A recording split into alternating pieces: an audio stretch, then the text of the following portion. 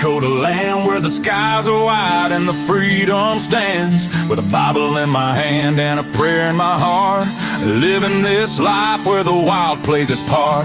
Dust on my boots and my hat pulled low, got my trusty rifle and I'm ready to go.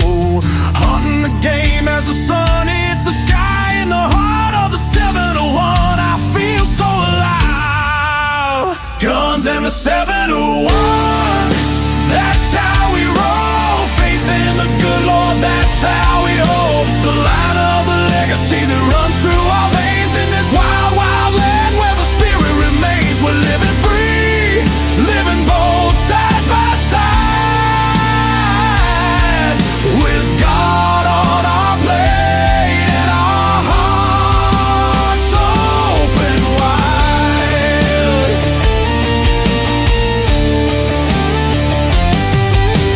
Ranch in the fields, the cattle run free with a purpose so strong, it's our grand legacy. The rivers run deep as we cast out our lines, fish in the waters where the North Star shines. Got the warmth of the sun with the chill of the night. With every shot fired, we're ready to fight for the freedom we cherish. The second is true. With family beside us, we stand through and through. Guns in the 701, that's how we roll. Faith in the good Lord, that's how we hold the line of the legacy that runs through our veins in this wild, wild land where the spirit remains. We're living free, living bold, side by side, with God on our plate and our hearts open wide.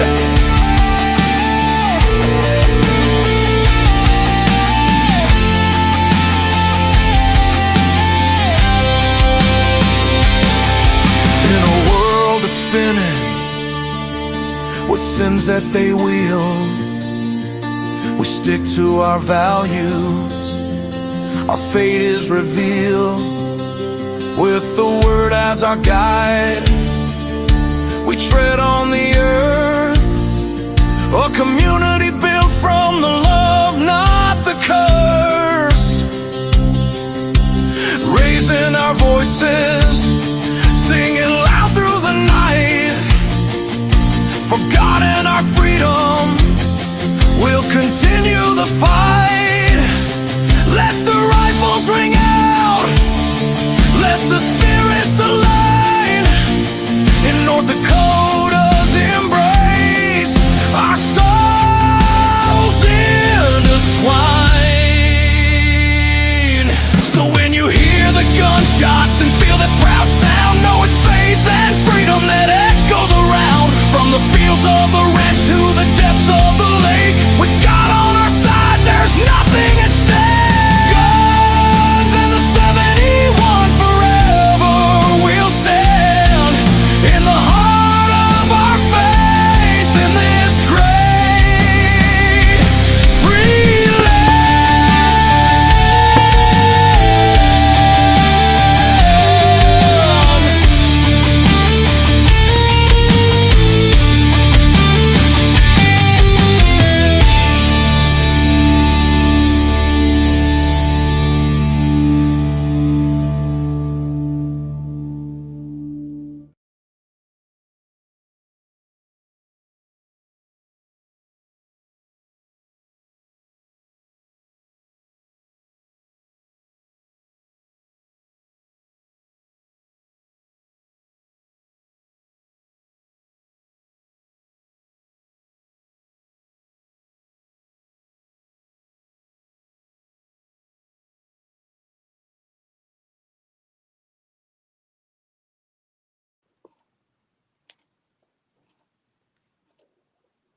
Can anybody hear me?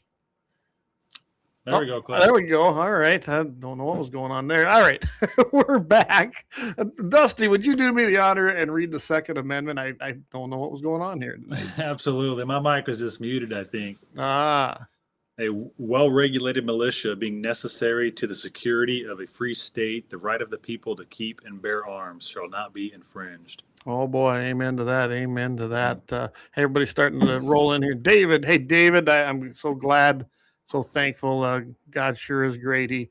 His dad went into a surgery today. He come out and all is well. So we want to definitely thank and praise the good Lord for that. And with that, I know that some people actually, I'm getting a lot of great response. Only a couple who didn't really care for this, but I really don't care. So I want to start the show out with a prayer. Lord, thank you again for the precious day that you've given to each one of us. Please shield us with your armor. Of course, this comes from Ephesians, and I think that's something we all need to see today. There's a lot of forces of evil that play on us today, but we are stronger than that as believers. We know we can trust you. We know that our faith is strong, and we know we have your promise of the word. You sent your son to die for us and give us that salvation that we all look for in the final days. Please watch over us, give us strength, and make us love our neighbor as we love ourselves. And please be with our leaders so that they will come from a godly way and make things whole again in your name. In your name we pray, amen. Amen. All right. So, and I just thought that might have been fitting as well. We're seeing, I know the president was overseas, and I'm not a fan of the World Economic Forum. I don't think they're very nice people. I think they're actually kind of evil. So, and before we get going, I don't know about you, but I get so many things. So many people come to me and say, "Hey, Trump, I don't know how you can support him, especially with your beliefs." I go, I said, it's not the first time that a flawed man has been chosen, is it? That's right. That's right. So there's a reason. There's a reason, and he's a fighter. There's no doubt about it. And he's flawed, very flawed, like all of us. But I do believe he's probably the right man that we need at this time, and it sure seems like it anyway. But hey, Tom, good to have you. Eric Newman, good evening from the better of the Dakotas. Feasting on some good liver and onions and some Pendleton. I seen that he was eating liver. I'm glad someone eats. I'm just not a fan of liver. You got to make the capsules. That's what my wife did. The capsules, maybe I could take. I just eating liver by itself. Ugh. Now I do like heart, like beef heart. Yeah. We usually, when we butcher here, we save the hearts, and I think I've saved Eric a few livers. We'll be doing it again here. This fall we'll be butchering again, so maybe I'll give him another liver. But Eric, chime in. Are you eating deer liver or elk, or what is it this time? We save every deer liver. Yeah, maybe. Do you dry it down and put it in capsules yourself? Yeah, we do actually. We have a freeze dryer, so we dry it down and make capsules, and then we also make chunks for the dog. So every deer liver, every beef liver we can get our hands on, we keep it all. So I will tell you that when we do take liver, usually that's a really good dog treat. Oh yeah, super. they love that. But so I don't have a freeze dryer. I've looked at them. They're spendy, but I've had a lot of things come out of them, and they sure seem like they're good. Eric says deer. I knew it. Leon says big fan of liver and onions and Pendleton dark. Yeah. I gotta love it, Leon. So if anybody didn't catch it, Christ OS, his new segment, it went live, and I'm telling you want to go get that one. I love how Leon takes. He's an IT guy, so he used it as an operating system. Christ, operating system, how you reset and you download, and I think he just. Talk about take that and put it into a normal, everyday layman's kind of term. I just think it's pretty cool myself. I don't know if you've caught any of them, Dusty, but I do encourage you go check them out. You got it. Eric says, I guess I'm a dog. Nah. Hey, Justin, good evening. All right, so I want to have you on again. A lot of things have happened. I was kind of wondering what we might see. I do know that there was lots of talk before they kind of narrowed it down for, the special session that the governor called in. Luckily, I think it looks like to me that it is just dealing with the task at hand that they have, which would be the wasteful money, but nonetheless, it's like $190-some million, and it's going to be close to, what they say, something like $500 million in 5 years for the rural health initiative. And then I see what some of the bills that they were talking about pre-legislative. Some of these guys were trying to bring everything and anything into it. And I really halfway expected to see something to kill baiting, kind of sneak it in there. But it didn't. There's not one single bill in there for that. So that's good. That's great. There's no reason for it. There would be no reason for it. And I don't know. I can't see where it hurt anything this year. Can you, after the passage? Absolutely not. No, it's not going to, Clay. We both know that. Most of the people in North Dakota knows that. We do. And ironically, I had a discussion here 2 days ago with a guy because he's seen our episodes and, of course, doesn't like what we have to say. Hey, we can agree to disagree sometimes. Well, I just told him, okay. I said, I'll give you a chance. I said, tell me why I should believe it. I said, I don't have to believe things.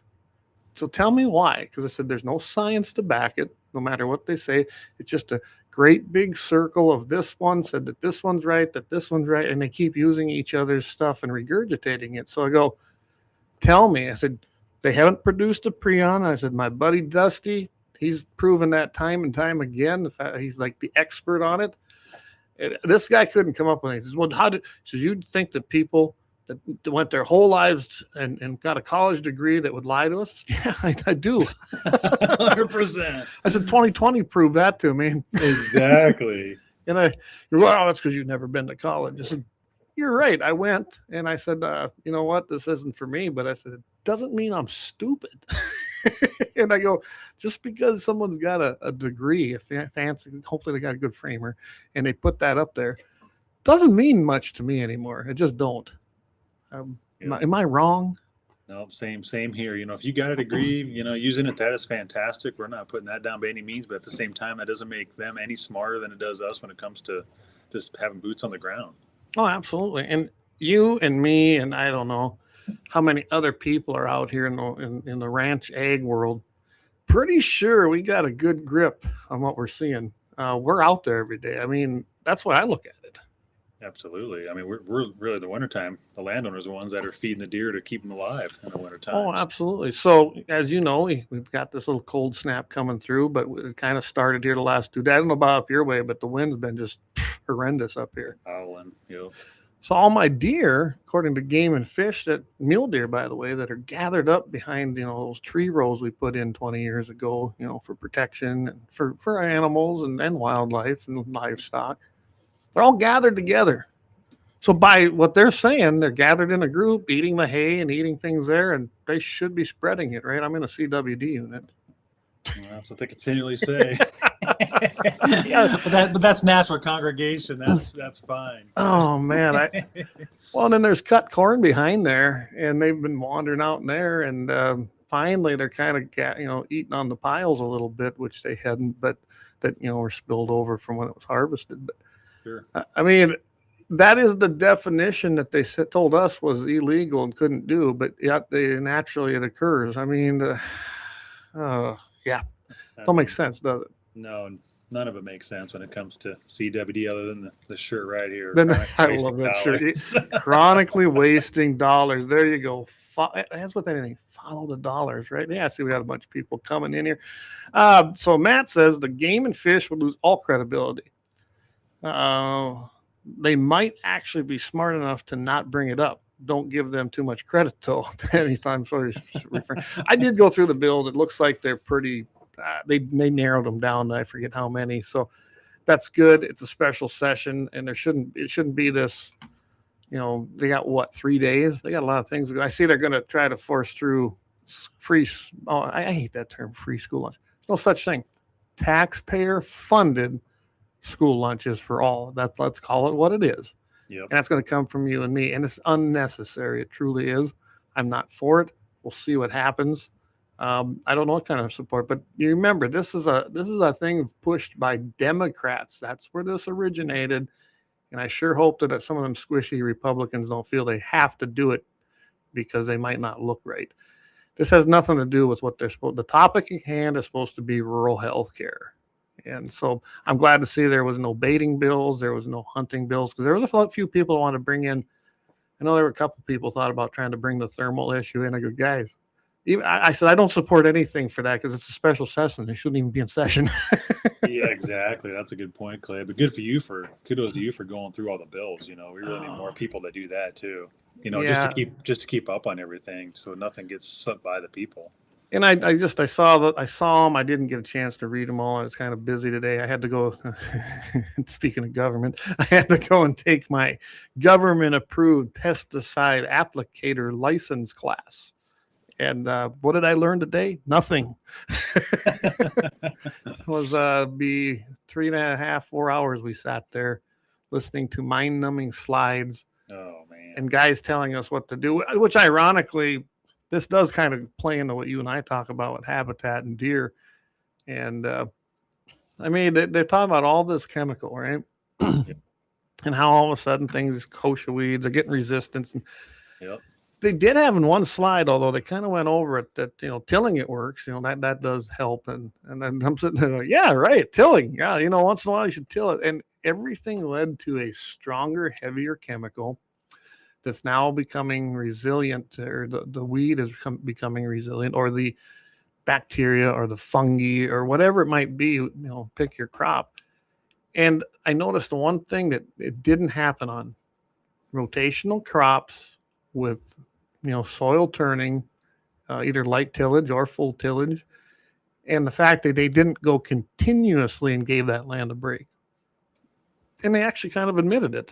I was actually shocked. I mean, maybe they're turning the corner. You and I know this, right? Right. But you have to do that.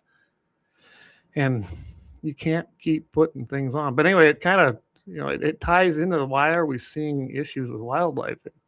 I do believe it does also have to do with some of the farming practices we're doing today. Absolutely. Well, we actually came from Nebraska, Clay, down there, you know, 20 years ago. There was quite a bit of CRP and grass and trees, but I mean, just in a couple of years time frame, when the corn hit that $7, I mean, they took everything out farm from literally the road to the road, and our pheasant population in Nebraska, like, it disappeared. And it's not just from no habitat. No. Chemicals had to play a role in no pheasants, because I mean, no rabbits, no pheasants, no birds, no mice, no worms, a ghost town, no worms, exactly, just bugs. Yep. You know, well, that's so. I don't remember the name of the company there, but so I'm gonna get some seed on my order placed. I'm gonna probably be doing close to. I know I'm doing 15 acres on Stein, and then another little 5-acre plot, and probably about another 10 or 15 on a different area. So I'm primarily looking at 3 different areas this year. Switchgrass is something I want to put in. Of course, you and I had talked about that. Yep. I think I'm going to try some radishes and some turnips. And then, of course, I'm going to just have a crop or a small windrow of just literally a crop that's just going to sit there and stand. And, of course, sandfoin. That's the things I'm going to try, and along with trees. So we'll see how this goes, because if it works, which I know it will, I think next year, not this year, but 2027, right. My goodness, after a full another summer and they find that stuff and we have some moisture, oh, that should just be like a wildlife heaven for them areas, I would think. It's going to be. You're building a heck of a paradise down there. All you're going to eat, Clay, is a little bit of rain. Yeah, I wish I'd have done it this year. I just wasn't ready. Yeah, hindsight. 20 plus inches in this area last year. I mean, that's unheard of here. It really is. Yeah. So Dan, though, 8 to 10 will still be plenty, Clay. Yeah, if we can. You got to remember, our average is what, 5 to 6, maybe a good year. So, and things grow. But I think the crops I've selected are, from what I understand, that switchgrass. The guy I was talking to said it should do okay. It's pretty drought hardy. Just needs a couple right out of the gate, and then it's pretty drought hardy. Mine had a lot of dry weather, and it did just fine second year. Yeah, well, you sent me some pictures. I thought that looked awesome. It turned for second year. It's amazing. So I'm excited because I'm like, get that planted, and then and then the way I'm putting it in there, I'll still be able to hunt it or do whatever I want with it. But my plan is to leave it. Yep. And I know some people think I'm crazy around here, but I don't depend on the farming part of the income at all. So I really don't care. Let's get to some of these. Like Dan says, hemp can help with neutralizing soil. Yeah, I've heard that too. It acts as a powerful soil neutralizer and restore and absorbs toxins like heavy metals, lead, cadmium, and even radioactive elements. Yeah, I've heard that, and I think hemp is so. Oh, what do you got a bad name, right? And for no reason. I mean, you'd have to smoke like 160 acres to even feel it, right? From what I understand. Yeah. Hey, Dan, good evening. Fellow MV from the Western Edge. Absolutely. And Leon says, yeah, you're not wrong. So, speaking of that, I noticed in that seminar today that dicadmia, is that how you pronounce it? It's basically that's a mixture of Roundup and 2 other things. Well, guess what? They're really going to start tracking that here. It's kind of a voluntary thing at the moment, but it sounds like you're going to have to get a special endorsement here in the next year or 2 on your pesticide applicator license to even use it. And anybody's got private land for certain ones of these, now they have to get a point system through the EPA, which starts this year, which I don't use any of it, but these things are so good to put on your food that we should have to have special regulation. And you should have heard the seminar today about the importance of PPE. People don't know what that personal protection gear is basically what that is. And, I've always thought you should be wearing gloves and a respirator, but no one pushed it. Now they're really pushing it. What are they finding out that we already knew? What are their studies telling them? I think they're a tool, just like no-till is a tool, but everything in a cycle, like we used to see, you've got to aerate the soil. You can't continuously go year after year, even with the same crop. You put the same crop on, you're probably going to start having some disease in that wheat or that corn, because it's the same soil, the same crop, man-made fertilizer, spray, kill, spray, grow. Really? Right. Yeah. It's just kind of common. Anyway, I'm all over the place today, but I went to that seminar today, wasted 3.5, 4 hours of my time, but I'll have my card so I can buy things. Yeah, crazy. Yeah, crazy. Well, education, good or bad, it's education, Clay. It is. It was a good thing to attend in the fact that it almost seems like they won't come out and admit it, but I think that they're starting to lean towards the fact that I don't know how many times I heard the term rotational today, which I've never heard, and I don't know how many years ago in these classes to get our certification. All it was no-till, no-till, no-till, no-till. And I heard rotational used more than I have ever heard before in one of these, as far as crops and fighting disease in them. No kidding. No kidding. So I guess all the college degree people are starting to learn that too. I don't know, but sure. Well, it's kind of what you're taught and what you're brought up with too. It's sometimes just hard to change. It is. I think no-till is a tool. I truly do, but not something not what we've been doing with it. Sure, it just isn't. I do like to see a lot of landowners around here. They do a lot of cover crops and stuff in the fall, so at least they got something growing to pull the nutrients back up to the topsoil, and that's huge help. I've been kind of exploring things because I'd like to put in some food plots with some corn in, not the Roundup Ready stuff. Yep. But put some in just to leave standing. But I'd like to control the weeds in there. Well, you either got to cultivate it, and I've been looking at different crops you can put in there that really kill the weeds, and then they're left over then for additional forage for wildlife. So sure. if I can get the stuff I need, I'm going to plant that this year too. And I'm not a farmer, so I'm learning all kinds of new stuff. Yeah, same here. I'm just not. I never farmed. I'm a beef producer. I don't farm, but sure. I'm glad someone does. But I'm just not my thing. Yeah. Same here. But it's fun, definitely, to try to get something going, at least for the wildlife in the wintertime. I'd love to have some standing crops in the winter for the deer when it does get bad. So, well, we had such a late winter here, and then there was a lot of guys that couldn't get into them crops because it was so wet. They said winter was late. It didn't really freeze here till November. Think about that. It didn't really freeze here till November. So everything was wet and muddy. And you know where all them deer were? They were in that standing corn. Yep. I'm sure to save some lives. Yeah, I knew I had deer on the place, but when my renter finally got it all cut, holy cow, I had way more deer than I thought I had on this place. That's where they were. And I was surprised how many mule deer were in there. And Gosh, that's great.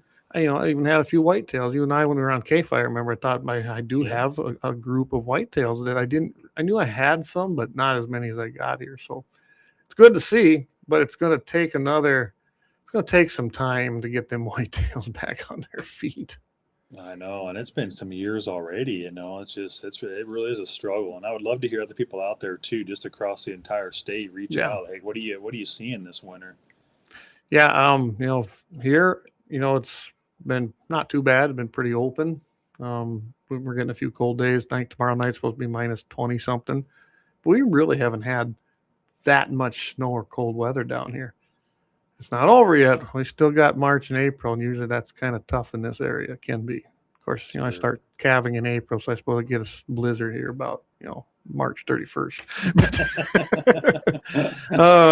So Matt says, I think the problem is with a lot of the no-till, it's pushed very hard by obviously certain chemical companies because there's much more chemical involved with no-till. Soil health is one thing to let the land take a break. For a year, no-till is just trying to get the land to not. You must be typing on the phone. But yet we're not going to spray every ounce of chemical we have to make it perform. Just my 2 cents. Yeah, I think a lot of things are involved in that. When commodity prices are up, what do? They tear trees out. They got to farm every single square inch, it seems like, fence line to fence line or even over the ditch line. So they're going after that. I had waterways on this place, which I'm going to be restoring, that's what I call them. They're just the grassy parts of a creek that, will run in the spring if there's moisture. Yeah. They're not suitable for farming. They should have never been tore up, but that was before I kind of took over this again. And those are going back in probably next year, not this year, but next year, because I just wasn't quite ready for it all yet. I'm about a year behind where I'd like to be, but we'll get them. We'll get them there. That's for sure. So yeah, I don't understand it either. And yeah, think about it. No-till is being pushed harder than ever. It is a moisture retention. I can see where that works, but it's not the only practice we should be doing because it does involve more chemical. Sure. I think it's been harmful to soil. Just looking at my own place. Now, going back to should we till everything every year? No, we don't need it blowing around. I don't know about your area, but it's very sandy here, Dusty. It has a sandy clay base that dries out, and you know what that does. Yeah. So we don't want that either. Now the blacktop, the topsoil blew away in the 30s, so there ain't none of that left here. It all went east and south. Well, I think a lot of this trickles to way back too, like the farmers now, the input costs are so high, a lot of times the commodity prices aren't worth a darn. So they need to farm as much as possible. And I was just getting at that. Yeah. And they need a crop, they need bushels to an acre, right? Where if the commodity prices were a little higher and input costs were way lower, where they could leave some corners, for the habitat and just kind of change the farming practice like it used to be, but still do, basically make just as much money. Well, with a little better soil health and just better for the wildlife, the ecosystem, just all in general. I know that's way easier said than done, but we definitely need to make a change. And we saw a lot. Well, it's a pretty complex issue. Really looking at how did we get to here. You take a guy like me, who I've never really farmed much. I'm not a farmer, right? But I love raising cattle, so I've done what I know how to do, right?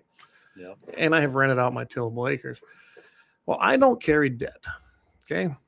That's a very uncommon thing for a lot of people. I've never gotten an operating note. I don't take loans. I only buy what I can pay for. Well, I can tell you right now, the guys I see operating 10,000 acres and more, they're not debt free.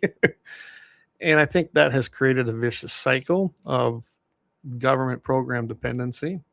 You're paying interest.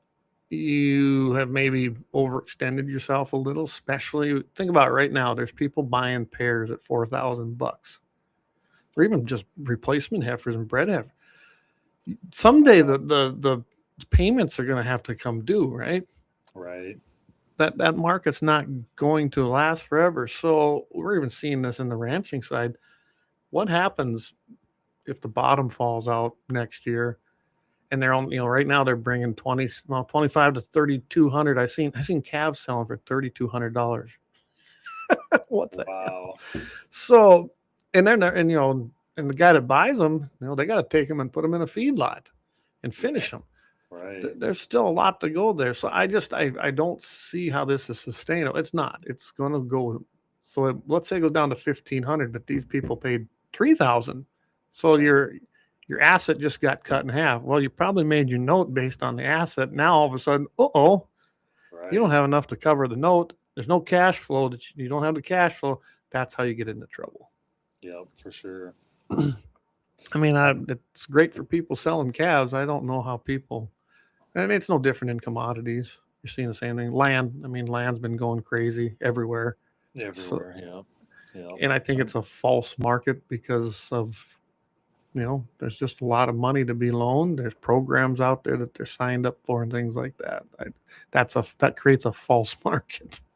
Yeah, I know. I mean, I'm happy for the cattle farmers for sure. They've been getting just beat down for so many years. It's about time that they can. It's nice. I mean, I know how we did, and I held back about 30 head of replacements for myself. So, I mean, when I look at it, going like, should I? Yeah, because I still want to replace. I mean, I try to keep my herd in good shape, and I'm not the biggest producer out here, but we're fine. I guess I have no desire. I could care less if people don't like what the age of my tractor is or my pickup. I just don't care. And I see some of that too. I'm sure we all do, keeping up with the Joneses type thing. Sure. Well, everybody has their own deal. If that's what they prefer, then that's all right too. They got to pay for it. That's what I'm not spending $80,000 on a pickup. Just not doing it. I mean, what I have, was expensive enough, and it's probably going to run until it dies because I don't like the new stuff anyway, all the electronics. Tractors are no better. The last brand new tractor that came on this place was bought in 2001. And that's a 7510, and it's fantastic. Bought a used 2012 and can't stand that electronic piece of junk. Go back to the simple life. Well, I got a 4440 I love. I got a G1355 Minneapolis, and I got an Alice Chalmers 7. That's a 7460. Yeah. It was a 7540. I don't remember. That's a pretty cool little tractor. It was ahead of its time. But that was built in 1982, and that thing runs like a top. But, all right, I suppose we should get we're not even talking. See, I've gotten way off of subject here. Dan says, remember back in the 80s mixing the red powder bag by hand in a cedar? Matt says, I think the problem is with a lot of the notes. No notes pushed hard. Okay, we got that one, Matt. Yeah, that was a good question, Matt. Yeah. Good statement. Big corporate farmers are pretty much chemically and governmentally run. The small farmers are more of a rational and they care about stuff. I wouldn't disagree with that at all, Eric. I think that's very true. I think you're smaller guys like me. I really care about the land because it needs to be productive, right? I mean, who wants to hurt their own land? Right, exactly. And a lot of landowners around here, it's generational land, and they admire their properties, which is pretty special. Well, the place here, this would have been my wife's grandpa's place that was the first owner. Then he died when my father-in-law was very young. My father-in-law was in his 20s. So his dad died like in his 50s, got cancer. I mean, just a different time then. They just didn't have the things to do anything about it. So then him and his mother ran the place, and then they acquired these acres down here that we're on now. But so we're talking, Donnell's the third generation. My boys will be a fourth generation here. Wow, that's awesome. I married into it, so. For family land, that's still pretty special. Unfortunately, our family land, that was a whole fight between brothers and sisters, and it all got sold. So you know how that goes. So I'm not even going down that road tonight. Even though I was coming from college knowing I didn't want to do that, I was going to try to buy it. But like I said, whole nother story on that one. But high bidders raising up the land prices. Yep. I used to rake hay with a 49 Minneapolis Moline. There you go, with a Z. I can't even tell you the things I've raked hay on. I wonder, Dan, do you remember the old dump rakes and maybe you've taken a turn at them, Dusty, where you sit on the dump rake, little metal seat, Never have. No. Oh my God, you got a foot pedal there, and then you get to hit, and that's how they cut it all down with a mower. Okay. And then you go and you rake all your windrows and make them with the dump rake. Very rough. Remember, my grandpa's. I strapped a pillow on there so it was a little better. So I had a seat belt and I had padding. Oh man, life was good. Hey Steve, good evening. He goes, I used that. That's right. I remember Steve. Steve was a NRA volunteer. I knew he had a Moline out there too. Steve, I don't remember yours. Almost seems like yours was about the same age as mine, but I think his was in better shape. So, yeah, no, I got in on all that old stuff with my grandpa and my uncle because they didn't buy new stuff either. Maybe I learned the right way, right? Still got the job done. All right, we're a half hour in here. I tell you what, we'll take a quick break here and we'll pay some bills and thank some of our great sponsors like Lauer Auto and the guys I can't say enough about. Axe and the boys down there, 309 South Washington Street. You can't find a better place to get your repair work done. And he's been right here since the very beginning, coming up 3 years already. You know, wow, 3 years on the air already. Amazing. Anyway, stop by and see him down there in Bismarck, North Dakota at 309 South Washington Street. We'll be right back. Maybe we should talk actually CWD. I don't know if you've seen what's happening in Minnesota. Have you seen that, Dusty? Yeah, we've been keeping up on that in Texas, actually.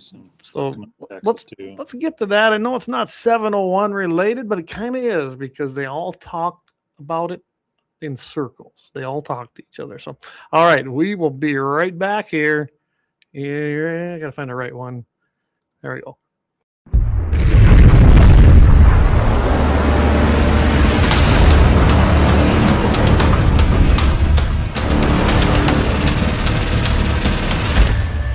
Lauer Auto Repair, located at 309 South Washington Street in Bismarck, North Dakota. Give them a call at 701-258-6308. The team of mechanics at Lauer Auto can take care of any problem your vehicle is having. And when you do business with Lauer, you can be assured you're doing business with a pro Second Amendment America First repair shop. There are plenty of other auto repair shops in the Bismarck-Mandan area. But why take a chance at patronizing a shop that might not have your beliefs at heart? Make no mistake.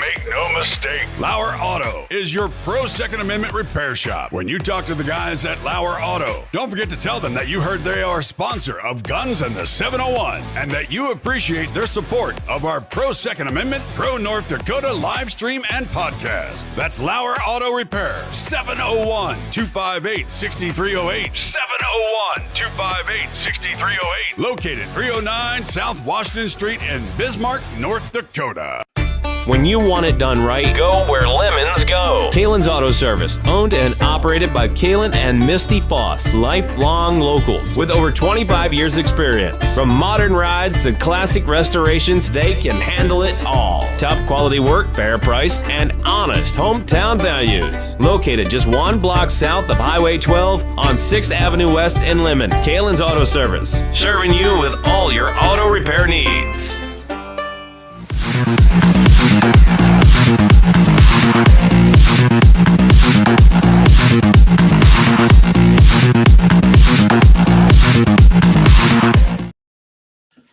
All right, we are back. Leon says, what are you talking about? Big Daddy government cares more about your land and your kids and finances, your health, everything more than you do. Yeah, it's boy, we won't go down that one tonight.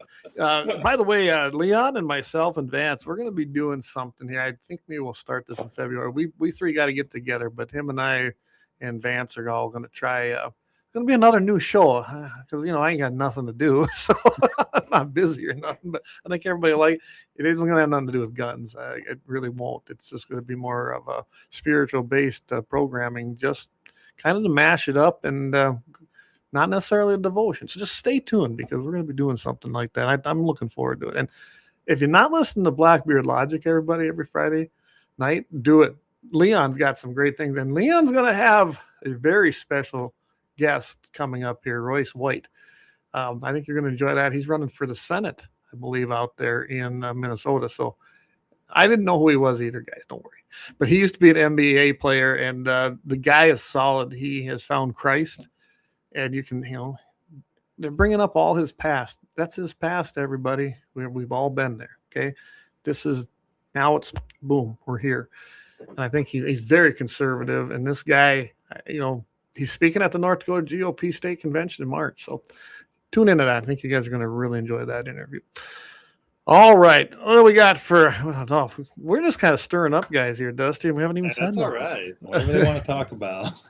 Leon says there must be a bunch of homeschool right-wingers in here,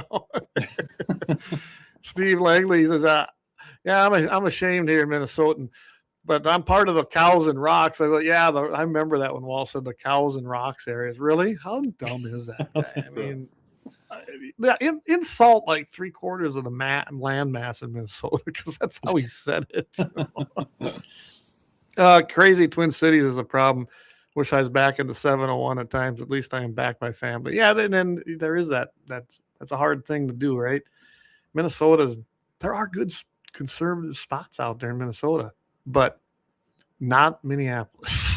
There's probably conservatives living there. Minneapolis and St. Paul are they're done. They're just not going to be good. Steve says all of our tax dollars are getting stolen by illegals. Yep. Oh, let's see. Yep. Damn, Skippy. I am. That was that Leon. I'm sure talking about the right wingers. Absolutely. Good people's Justice. Royce is my guy. Justice is my wife, and I are homeschooling our 5 kids as well. Good for you. If I had to do it today, if I was putting kids in school today, I wouldn't even send them there. We'd be homeschooling. But I looked up homeschooling laws in this state. Whole nother subject. I bet you Leon is very familiar with it, especially because they homeschool their little guys. So not exactly easy when you look at South Dakota. South Dakota if you're going to homeschool, move to South Dakota because they got the best, I think, rules for there, which are pretty they just don't exist, which is great. Leon says, we homeschool, brother, because we love the kid. There you go. You homeschool because you actually love your children. Now, both mine went through public, but I guess they had the right ideology. They weren't afraid to call out a teacher or tell me about it if it needed, and then I stepped in. So I got the gay stuff thrown out of their health class. Yeah, it was a whole nother thing. All right, now let's get back to why we were here, right? Talking CWD. We know what happened in North Dakota. You said you've been following the Minnesota thing, and I'm going to let you start off with that because I think I sent you a link to that too. And here's what I don't get. I was told that CWD primarily only affects mule deer. Ain't a lot of mule deer in Minnesota. And they're raiding whitetail farms, the guys that are raising, game farms. And I can't remember that guy's name off the top of my head, but this is just crazy. So go ahead. Yeah, so Steve Porter's the big one in Minnesota pushing it over there. And the crazy thing of it is his ranch doesn't even have a CWD detection, but in Minnesota, the legislation in the cities is just out of control and basically putting them out of business. Like if you have one violation on your ranch, they can take your permit away. Yeah. Your deer breeding permit away. And they want to put up through legislation, force the deer farmers to put up a double fence. And if you think about this, for one, they're already fenced in. I mean, we can talk about this all night. For two, a Prion doesn't exist. CW is not even a thing, which he doesn't have a CWD detection anyway. But he's had one violation or 2 violations, Steve said. One was just a fence violation. And it was dumb. It's just ridiculous. Yeah, won't put the double fence up. So anyway, he wanted to get it to the Supreme Court, which it doesn't sound like the Supreme Court's going to take it because they're basically making his land worth absolutely nothing because he could hand it down to one kid, I believe, and then that's it. Your ranch and land is worth nothing. I know. It's crazy. It's private property rights, abolished. There is none in Minnesota. Yeah. I wonder if he's talked to those, the American Stewards. They're pretty big in private property rights. They were really fighting 30 by 30 stuff, but they've expanded. I wonder if he's even visited with them. I would hope that'd be on their radar, but I don't know. I know I've been following. He's got, he films these guys, which is great. Isn't it funny how the public servants that we pay, it's our money that they get paid with, they never want to be filmed doing their public job. Do you notice that? Right, exactly. Well, again, it's just something else we've gotten away from, Clay. Like, if they were more engaged with the public and stuff, that wouldn't be a problem at all. That's how it should be. There should be full transparency inside and out of any agency. I agree. And Dan, I know watches, and Dan, he comes from an old school of respect. He was with the PD in Dickinson, and he retired there. Different kind of guy. He actually had public relations. He actually was protecting and loved people. He was doing the right thing. So many times today, I don't see that. Growing up in that little town of Lemmon, I mean, the police chief himself at night would walk up and down Main Street in Lemmon and check the doors just to do it, see if they're unlocked. Not that anyone's doing anything. And every once in a while, he'd find the store owner that forgot, and he'd call them, and they'd come down and do it. And then he'd stop there because back then, we didn't sit on our phones as kids. We dragged Maine, and we were out doing stuff. We gathered at the old Super Value parking lot, and it was that was our social networking. That was our gathering. And then he'd stop and say, "Hey, how y'all doing?" And we'd visit with him, and he'd go about his business. That ain't what they do anymore. I've personally seen it in Lemmon when we had our dragging Maine events. Actually, Kalon's Auto, one of our sponsors, our big sponsors right there, Laurel Auto, they were actually out there sponsoring these dragging Maine events so we could all take our cars out and act like we were teenagers again. And yep, there was our local sheriff's department and literally harassing. If you stopped into the parking lot, especially if you were younger, they were harassing them. It's like, really? And it isn't like the place there was bothered by anybody parking in there. Well, I got to tip my hat to a guy named W.A. He's 75, 76 years old. He went ahead and just tore up his Camaro tires just for good measure. Got a ticket for exhibition. He was proud of it too. We're like, yeah, there you go. But I mean, really, it's a different time, isn't it?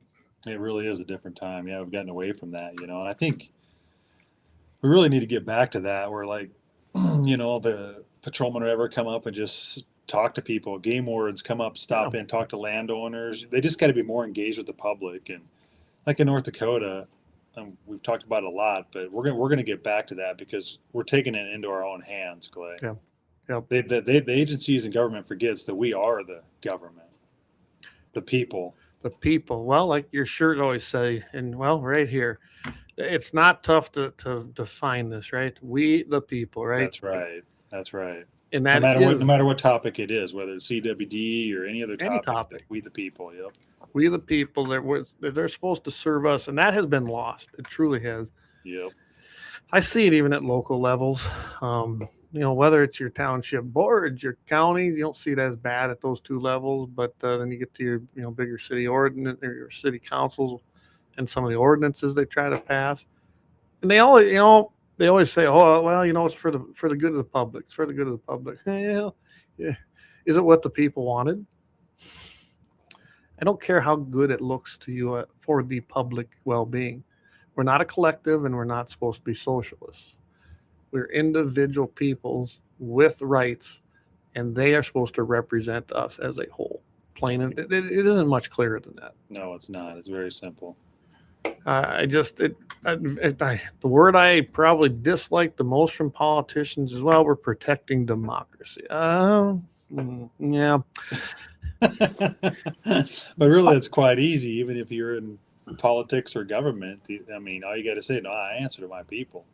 Well, and that's the easiest thing. So, kind of like the board, I'm on the North Dakota Outdoor Heritage Fund now. I voted only for 4 of the grants because I thought maybe they were actually what the intended mission was of that board. And I voted against the other 13.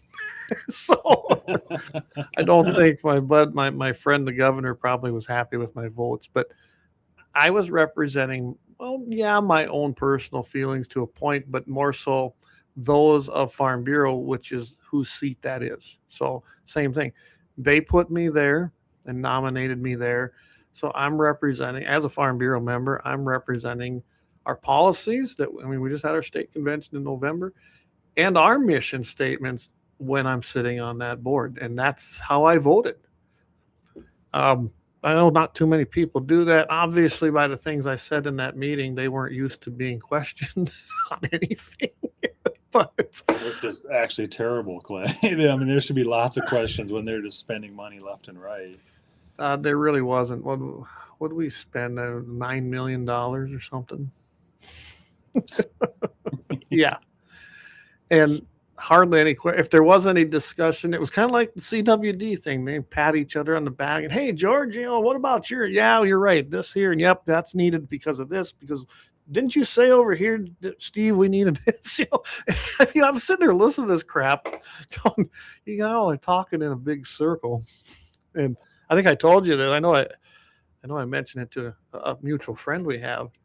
I said, yeah, I go, so it looks like to me, I said, that all you guys up here talking about all these programs and grants needing all these hundreds of thousands to millions of dollars, it's all for the landowner participation. And it's to entice them and to get the landowner to participate. I said, how many years you been doing this? And the landowners aren't ready to participate. I said, do you ever ask why? Because it's the truth. Simple enough, right? Right. And I said, I think I'm one of the few landowners on here that actually own, a working operator. There was a couple others, but there is nothing here. And I said, I'm telling you this as a landowner. Nothing here in any one of these grants. The programs you're trying to create, because I said programs are just that. They're programs. They don't have a lot of merit and are always self-serving of those creating them generally. I go, there's not a one of them I would sign up for because I have to relinquish to some point private property rights. I said, and that's what you guys are missing. I said, most of you guys sit here putting grants in from Game and Fish or from a conservation group, or I said, name your group. And none of you have owned large parcels of an operating ranch farm. You might have a 5-acre plot outside of town where your government job is located, but none of you get the fact that we're not going to give up a private property right. And if it's such a good idea, why wouldn't we just do it ourselves? Exactly. Well, there's a big problem, number one, Clay. I mean, you should have just heard the kind of the silence when I said that. So I was the newcomer. Nobody knew who I was, I guess, on there, but I'm pretty sure they won't forget my name in the next meeting coming up in May. Yeah. We're sure glad you're on there, Clay, though. Well, it's going to be interesting. I got 3 years, so I bet I'm a one-termer. I will say, at least I was able to get, around 3 or 4 other people to go with me at times. One of them we killed, which I think I told you about, was a season round fish cleaning station on the reservation, which I said, I asked the question, why are we even doing this for a sovereign nation? And that brought silence because I think people couldn't believe I said the silent thing out loud. And I go, then I asked the question, does North Dakota Game and Fish have one of these? Not a one. People say, well, there's one here and there's one there. But the North Dakota Game and Fish, ironically, doesn't even have year-round seasonal heated fish cleaning stations. But yet here they wanted to put one up in the middle of the reservation. I was like, that don't even make sense to me. Right. No, it doesn't.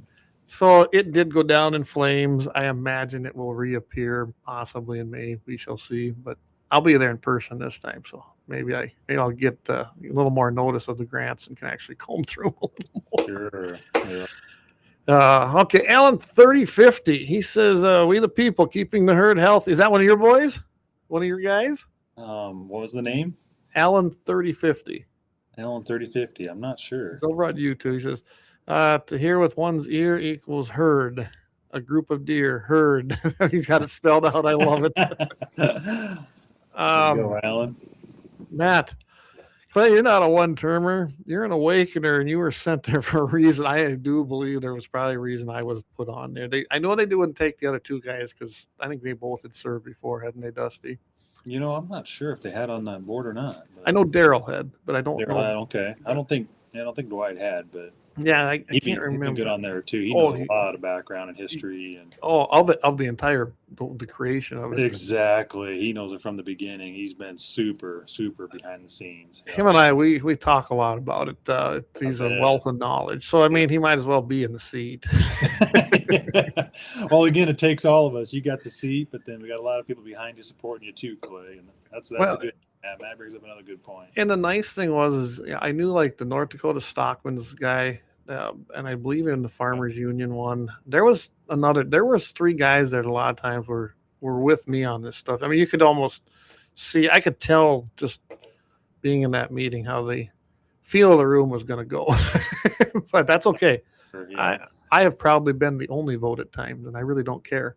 If it's the right thing to do, I will vote no, or I'll vote yes. Yep. And that's on any board I've ever been on. So, that Steve Langley, Constitutional Republic. Royce understands that. Yeah, that's when I made the comment about I don't like that word democracy because we're not one. All right. Dan, I always say democracy is a verb. Republic is a noun. We have a republic and we use democracy. Okay, yeah. You know, it's a constitutional representative republic.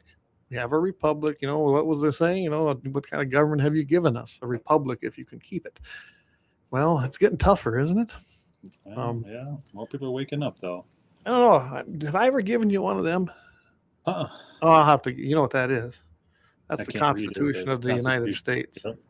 And yeah, this one's worn. I got one that's even more worn. I think I have them in every suit jacket I have and every coat. So that's all you need, right? I've even handed it to legislators and teachers, a government teacher in particular, because she couldn't answer my questions on the Constitution, but yet was teaching that class. Yes, I handed her one. And I'll get to her credit. The next time I seen her, she evidently read it, or she read it somewhere, because she actually had the knowledge finally when I quizzed her again. But, great. I don't know. If you're teaching the Constitution and government, I think you probably should know how many amendments are in the Constitution and what they call the Bill of Rights, right? I mean, pretty simple stuff, but yeah. You're teaching our kids. You better know. She couldn't even tell me what the 19th Amendment was. I said, well, you probably should know that one. I mean, I mean, if you don't, I guess to me, if you don't know what it is, you probably shouldn't get to exercise that right. No voting for you. Leon says, it's a Democrat talking point to make us believe that we are a direct democracy. You're right. And that's the deal. It's a term. Terminology means everything in politics, whether it's what you and I are talking about, like CWD, the terminology is everything. You know, they come up with a prion. Well, okay, I learned what a prion, the definition of a prion was in grade school, and had nothing to do with CWD. You know, yeah, very important. And I think that the government, I think that's why they use so many acronyms, right? Because when they do that, just put the first letters out. Unless you go research it, do you know what they are? You know, a lot of times you don't. I think absolutely that's intentional for confusion and deception. And I mean, it's just, they don't make it black and white on purpose. Right. And that's what I'm getting at. They did it on purpose so that the normal everyday guy wouldn't understand unless they had enough intuitive thought process to go check it out. Yeah. That's sad, right? I mean, when our founders made this, if you ever read the Constitution, its articles, even the Declaration of Independence, it's written in pretty plain English. And that was on purpose because there was a lot of people didn't even read and write, but they might have had a very basic skill. So they made it as easy and simple. There's nothing written into there that isn't clear as far as I'm concerned. Yep, that's right. I mean, just to go for another example of deception and using it wording against us is the North Dakota was the baiting bill that we've talked about before. Yeah. Like, you can't place the bait for the purpose of hunting. Well, we never even had a baiting bill because our game and fish can't control the feeding of wildlife. Right. So it should really have been a hunting restriction. Like, that's totally deception of the people. And it took us years to look into it. And I read that one day and it just clicked with me like, wait a minute, this says for the purpose of hunting. It doesn't say that we can't feed wildlife. Right. I mean, it just, it was a hunting. Sadly, that propaganda works. And that's what they touted. I mean, the media grabbed onto that, and that's all you heard in the media was baiting bill. Yep, baiting bill. Yeah. I remember when I was on with Todd, I was in the studio, like, Todd, quit calling it that. Well, that's what it says here. So don't mean it's right. Exactly. Don't call it that. Exactly. I said, just call it a hunting bill. And then he did, but then he kind of forgot because I get it. It's repetitious, and if you say something that much, it's hard to break it. It truly is. Yep. And they do. That's what they do. It's just like assault weapon. Well, that term come about in the 90s to scare people. And it worked. Yeah, absolutely it did. Yep. That's how we ended up with the, quote, assault weapons bill, even though that wasn't its official name. And it was going to pass because the Democrats own the House, they own the Senate, and they had Clinton in the White House. That bill was passing, and that's when several people, myself, even though I was just a kid in high school, we were fighting it. And the NRA was fighting it. So we weren't going to win that battle, so they litigated it as best they could, which gave it a sunset clause and removed most of the guns on there. People didn't understand that.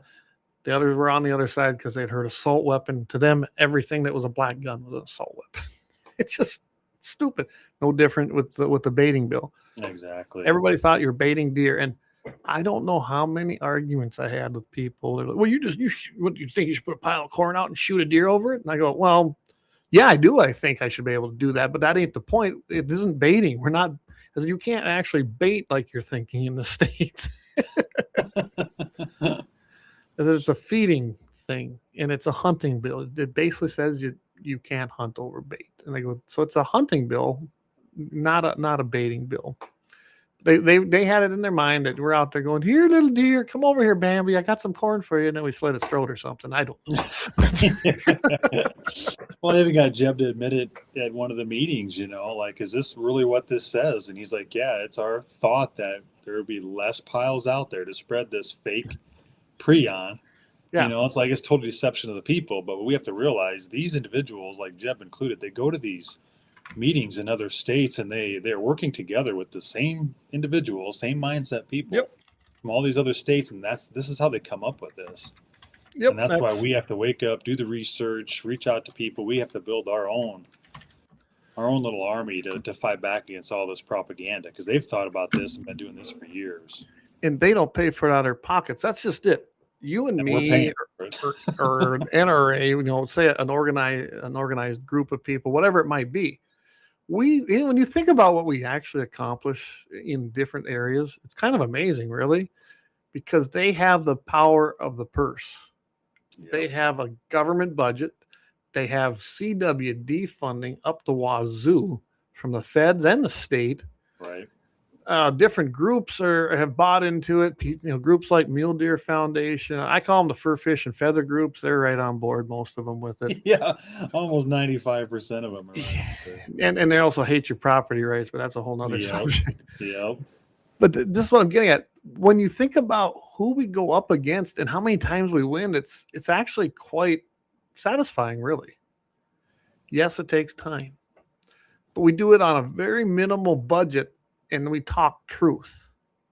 And I think where that has changed in the last 10 years, from the days of me being down there, beating on doors and talking to people and giving them papers, is we all have one of these now.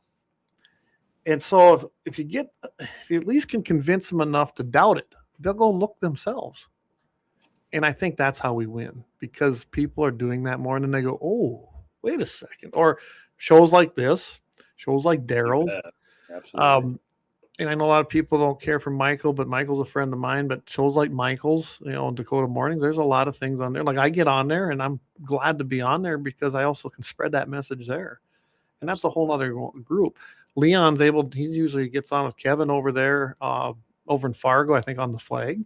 So when you start thinking about our reach, it gets quite big. You're exactly right. And I'm super proud of, like, North Dakota, especially after seeing these other states, Clay, because these other states are battling so hard. People are waking up. But what we accomplished here in North Dakota, I'm super proud of all the people of North Dakota. Well, I'm glad I heard about you. I came to your battle late. I didn't really know what was going on. I didn't really heard of it. Can you imagine that? And then someone, I don't even remember if I just heard you on Daryl's or somebody told me about you. I was like, oh, I got to talk to this guy. Right. And we found out we got a lot of things in common. A lot of things in common, like-minded, absolutely. Sharing pictures and becoming good friends. And that's the cool part about this CWD journey. Now, I'm just using CWD because that's what we're passionate about, but you can do this on a lot of topics that's going on in the world. But this is just taking us places, Clay, that we could never even dream or imagine. Me and my wife have met so many unreal people, and some of them like you are some of our closest friends now through this journey. And like this shirt I'm wearing, you know, through the page, a guy reached out, I believe he's from Kansas, and he bought me and my wife one of these shirts that they're selling, and they have other states too. I mean, it's truly amazing, Clay. It really I'm going to have to make that one myself. I really like that. Chronically wasting dollars. That's the real CWD right there. Speaking of, I forgot to tell everybody, I even have a good one, right here. That's the new Guns and 701 sweatshirt, everybody. They're kind of cool looking. Yeah. I got in the wrong spot, but they really did turn out pretty good. So yeah, head over to our website, gunsand701.com, and get yourselves ones. I mean, they're good quality. They're the zipper front. I do wear more of them now, but that's a quality sweatshirt. I think it's probably better than the ones I'm making. So, and they do them cheaper, and I don't have to do them. You get on there, you click. I seen we had a sale right before we come online, so that was pretty cool. So yeah, awesome. Yeah, hey Leon, you know what? Give me your size, Leon. You're part of the GAT701 network. I know I can get you a little better deal than on the website. I got, but I don't control that one. We get the profit off of it after the split, but it's not a lot. Trust me, we're not going to be like quitting our day job or anything. So, but yeah, let's get to a couple of these. We got quite a few in here. We go back. Yeah, Democrat talking point. Steve says, in retirement, I've finally been able to read the entire Constitution. A lot of stuff in there most do not learn or know. I'm still learning. Good. That's good to hear, Steve. And you're never too old to learn, are you? Ever. I'm 51 years old, Dusty, and I learn new things every day. You know, I always thought at 40 I was done learning, but boy, was I wrong. Well, I think, you know, if you stop growing, you kind of start dying. So you might as well keep learning and keep growing. Well, I think if you stop learning, it means you stop caring, meaning you're not engaged or involved then in the course of your life. Because if we're not engaged, you know, on a scriptural basis, on a spiritual basis with God, you know, looking at what our government's doing, because remember, these are our rulers, right? It's a horrible term, but they're the ones elected. And if we're not engaged in that battle on all levels, we're in trouble. Exactly. Right. I'm not going out on my knees. I'm telling you that. To a sword. it's not happening. But yeah, you live in a representative republic. A lot of people don't even know what an acronym means. That's what I said. You're right. People don't. It's amazing what people don't know, right? Leon says, yeah, 100%. He goes, I had a purple-haired thing with a septum ring tell me that the founding fathers didn't know about modern weapons when they wrote the 2A, Second Amendment. I said, they didn't know about modern women either in the 19th. I like that one. Nice job, Justin. Good. Leon says, I baited my wife with chocolates and cheesecake. That's how he did it. I knew it. I mean, he married up, so I think we all did. So Dan says, a lack of education and uninformed people is the downfall of us. And it's on purpose. I see what they're teaching in government schools, also known as public education in college and universities. I mean, I was just in a chat that went on one of our text chats, and this guy's daughter, who he's paying tuition to, send her to St. Cloud to go to college.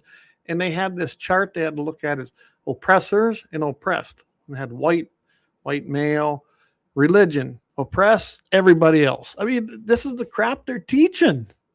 What does that got to do with anything? Nothing. It's scary, really. And our younger generation, you know, we definitely have some work to do. Oh, absolutely. Absolutely. Yes. Steve, he said, baiting the wife, Blackbeard, huh? Good one. Who's slogging in beer. There you go. Matt says, with the number of supposed detections being way down this year, do you guys both feel that we need to go back and get the sunset clause removed in the 27 season? I mean, I'm sure he means the legislative season on that bill. I'm gonna let you go ahead. I know what I think, but I'll let you go ahead. And what's your thoughts on that? Well, personally, it just needs to be, yes, we need to, the sunset needs to be gone. But if I'm not mistaken, Clay, the sunset, I think the bill is actually just dead in 4 years with the sunset on it. I don't think there's any taking it off.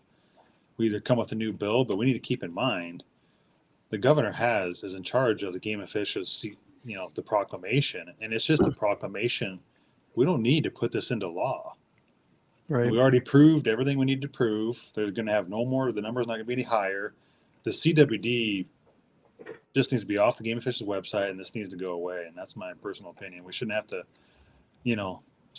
spend hours into legislation for something that doesn't even need to be there. We already proved what we needed to prove. We did, and actually you did. I said I came late to that game, and then of course I got involved. But yes, we did. We appreciate it too. But here's the way I look at it. I know how the proclamation thing works because that's how I got 50 cals put in. And if anyone don't know it, yes, you can hunt big game now. There actually isn't a limit on the size at the top end now. They just removed it. It was .499. Really? You couldn't use, which is the intent was 50 caliber. And I went back and forth and get this. I had at that time, was he a rep or a senator? I think he was. I can't remember if Jeff Magrum was the senator or the rep at the time. I think he was in the Senate, and he was going to carry the bill that we were going to lift that and get it above the 50 cal. Because why not? We've proven that you can take a 50 cal and you can hunt big game with it. There's videos all over now, but you couldn't really do it anywhere except on a private farm with private animals. So, and that was because of Eric's brother, Ryan. He wanted to shoot one with a 50. He's like, we can't even do it. So I said, I might be able to help you with that. So I was ready. We had the bill drafted. We got it going. Jeff was ready to introduce it. And I think he did get it submitted to Legislative Council. Jeb catches wind of it. Jeff calls me and says, hey, Jeb wants to kind of have a sit down, have some coffee and talk about this. He goes, what do you think? I go, well, I said, I guess it don't hurt, but he didn't want me there. Of course. And Jeff comes back and finally calls. He goes, so here's what's going to Jeb's thinking a proclamation, and he's willing to put that in writing that it would never change while he's there, and submit it and eliminate that, basically that top. It's funny. He found out I was the guy pushing it, and he did not want to, for whatever reason, he did not want this coming into the legislature and being debated, and I don't know why. Well, I probably do, because I can move it if I need to. Right. And there was no reason. I mean, I was ready too. I was kind of disappointed. Like I told Jeff, man, I was ready. I said, the way it was written, I mean, you couldn't technically use a 50 caliber, muzzle loader because it banned 50 calibers. And that's what I was going to get the muzzle loader people all fired up, because I know a lot of people use like 54 calibers and bigger. It would have eliminated if I wanted to take a 50 AE, handgun. It wasn't illegal to use a handgun for certain things, but I wouldn't have been able to use that because it didn't meet the requirement on caliber. There was just a ton of other things other than just big game. So long story short, they made it into a proclamation. It's still in there today, and that was under Burgum, so it stands. Wow. So proclamations are a good way to at least get your foot in the door. A little different with that. If I ever hear of anybody trying to change it, then I'm going to want it codified in the Century Code. But with your deal, with the CWD thing, we need to watch it, I think. See when those bills, we need to put our feelers out in our own circles with the legislators that we know and see if anything's being talked about. Because when that sunsets, there's going to be a lot of info, and it's not favoring to keep CWD unit even. Right. So that's where, do we push it and get it codified in the law? Because I am positive that it would be signed under the current governor. Okay. And just take that for what it is. I'm pretty confident he'll sign that after discussions. We don't need it. It's not real, and it's not the cause. And now we're going to have the numbers to back that. Exactly. Yep. So it'd be easier, I think, to make it push through. I don't know. But I think, though, like you said, let's get it in a proclamation. Get the foot in the door and get it on the record. That's probably a very good way to start it.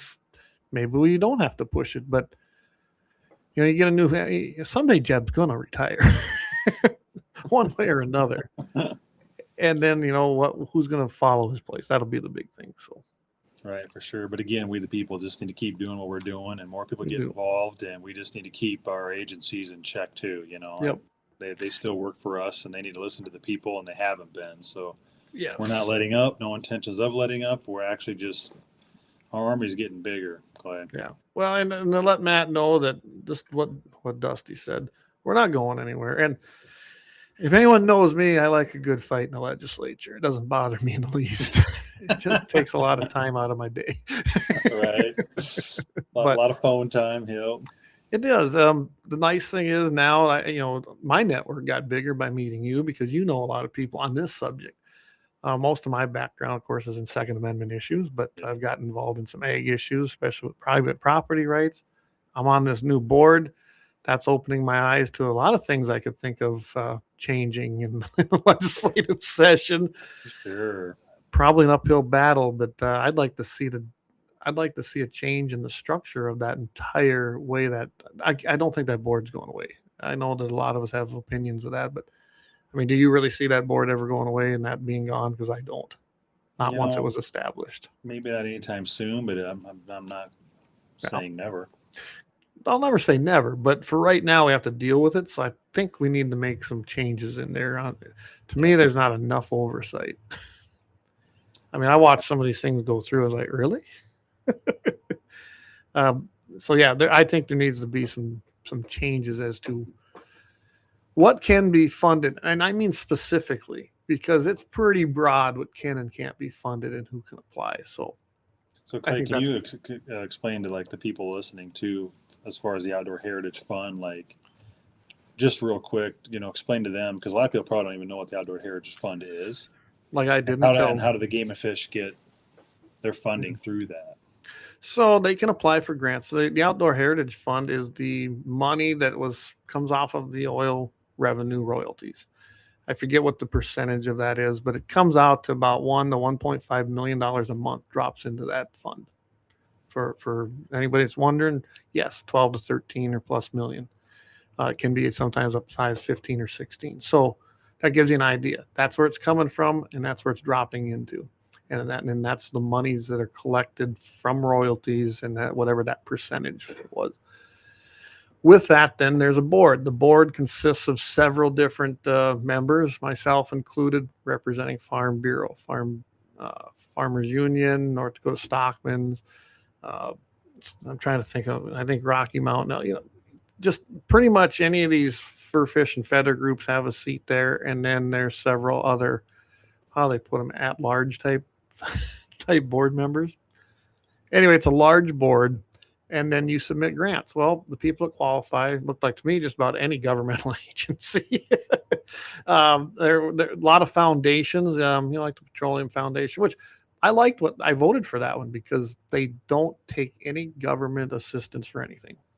They're completely independent. They come out.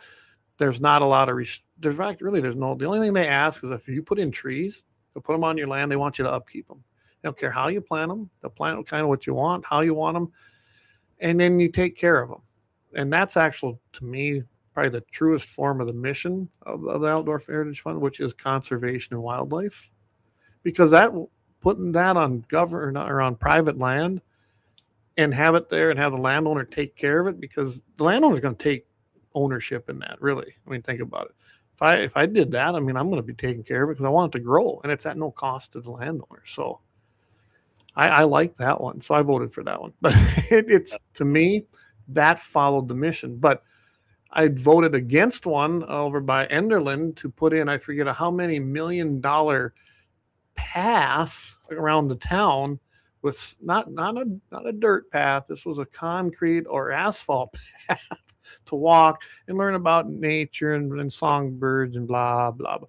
No, to me, that was not part of I didn't really feel that was part of the mission of the actual fund when you read its true mission statement. And I think that has been very stretched into some of these things.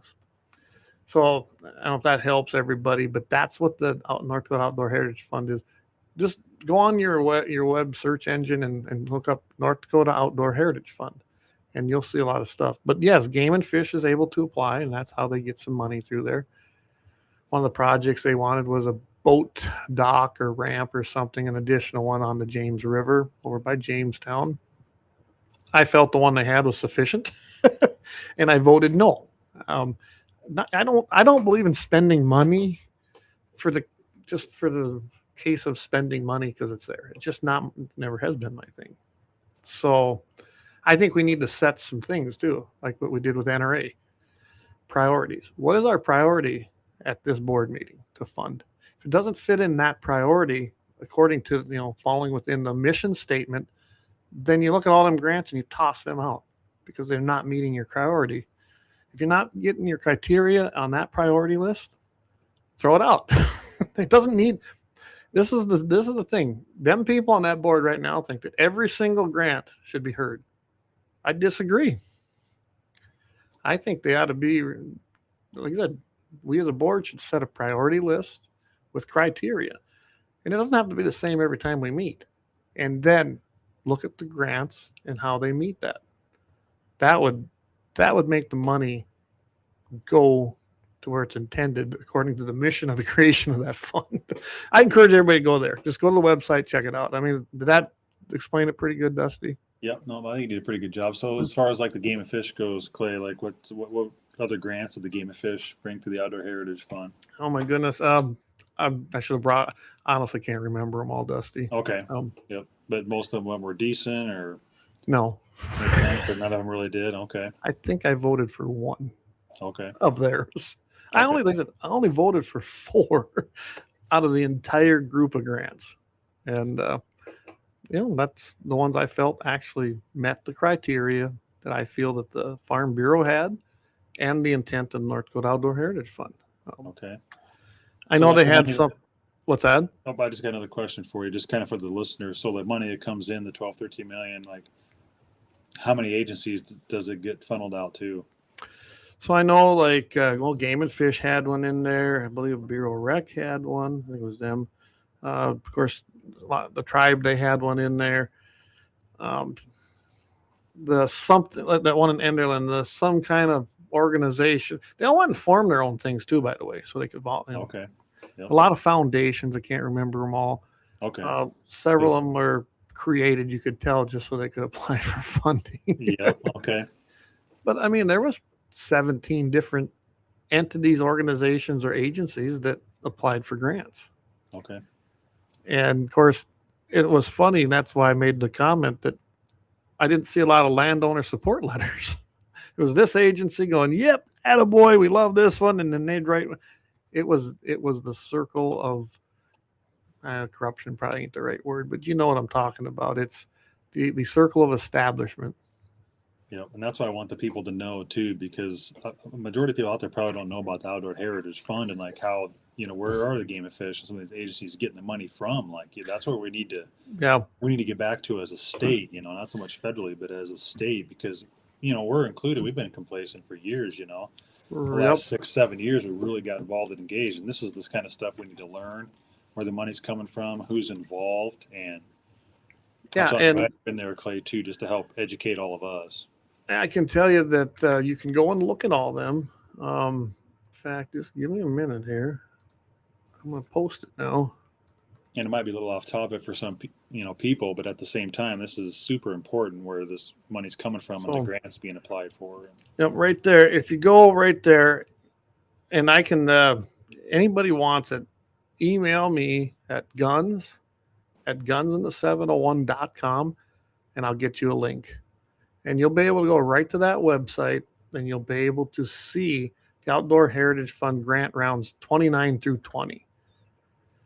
And they're all there, the application summaries, the proposals, and you can read every single one of them. And you'll see what you think about them, because I didn't believe that they all deserve to be funded. I really don't.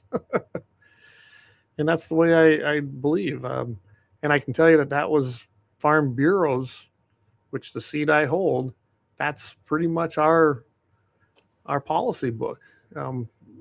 It exists. We have a seat, so let's make sure that we can fulfill the mission of the actual Outdoor Heritage Fund, not just a big old slush fund. Is the way I don't like slush funds.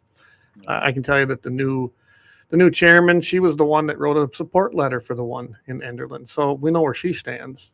Now on the Farm Bureau, but our policy book, which is dictated by the delegate floor, that's me and all the other members. Yeah, it doesn't fall in that line. So, but yeah, it'll be interesting. And yeah, anybody got any? If you ever want to ask me about it, please do, because I'm new to it, but I've learned a ton in a short period of time. And it's,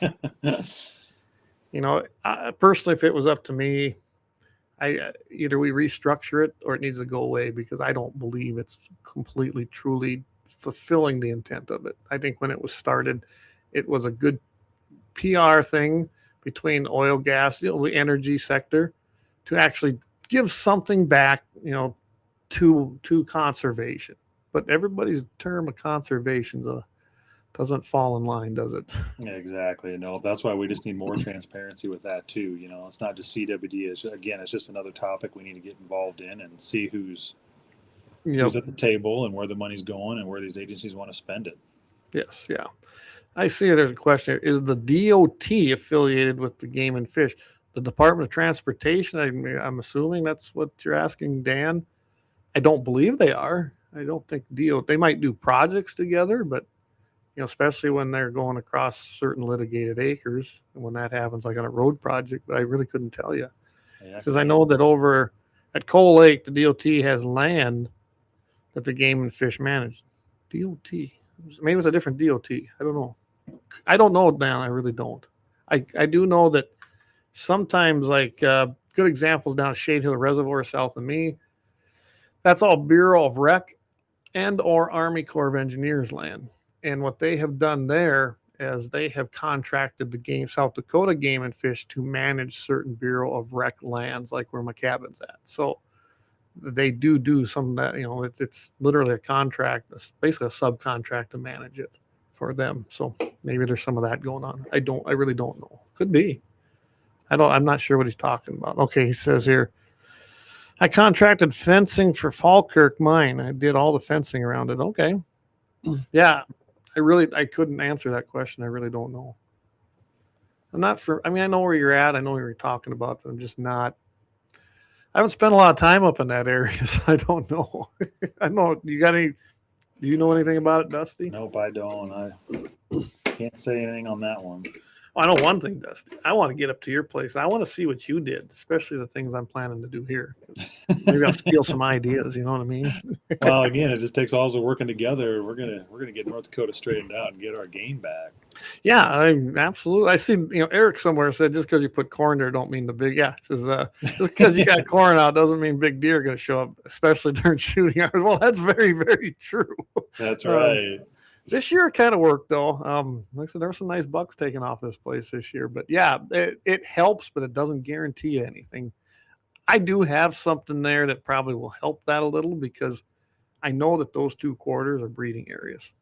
I mean, that's where I found all the drops all the time, and I know it, especially for whitetails. There's a lot of mule deer hang out there too.